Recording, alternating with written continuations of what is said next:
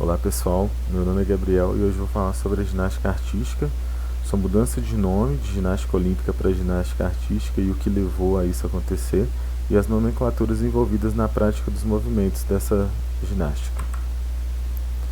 A ginástica artística foi conhecida como ginástica olímpica durante muito tempo, principalmente por ela ser a única ginástica praticada no programa olímpico.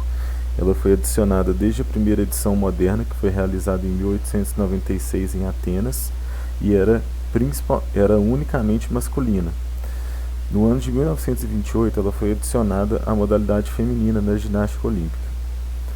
Até o início do século XXI, a ginástica olímpica ainda era a única modalidade que era disputada nas Olimpíadas.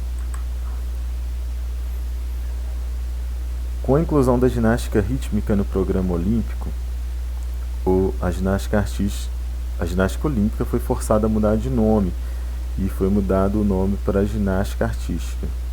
Mas esse nome já era muito presente em alguns países, como no Brasil, que desde 1985 já era tratado como ginástica artística, mas a partir da inclusão da ginástica rítmica no programa olímpico, esse nome foi oficializado.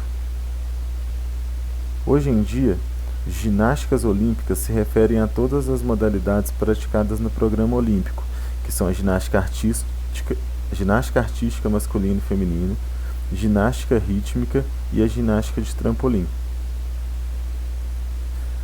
Para se incluir esportes no programa olímpico, os esportes devem seguir umas regras mínimas para cada categoria. Nas categorias masculinas, ele deve ser praticado em no mínimo 75 países e 4 continentes, e nas categorias femininas deve ser praticado em no mínimo 40 países e 3 continentes, e deve sempre respeitar o limite de 28 modalidades no programa olímpico. Agora, sobre a prática da ginástica artística, nós temos que definir alguns termos. Esses termos são movimento, elemento e fundamento. Para definir o movimento, nós categorizamos ele como a categoria de um elemento ou de um fundamento. A definição de elemento é um conjunto de fundamentos, e a definição de fundamento é uma ação motora característica da ginástica realizada pelo praticante. E aqui nós temos um esquema para poder tentar explicar um pouco melhor. Para ilustrar um pouco essas definições e a relação entre elas, nós temos esse pequeno diagrama, e ele explica que um movimento ele pode ser caracterizado como estático ou dinâmico, e ele pode ser, no caso de dinâmico, linear ou rotacional, e no caso de ser estático, ele vai contar com os fundamentos de equilíbrio, apoios e suspensões. No caso dele ser dinâmico e linear, ele vai contar com os deslocamentos e os saltos, e no caso de ser dinâmico, ele vai contar com os fundamentos de rotações e balanço.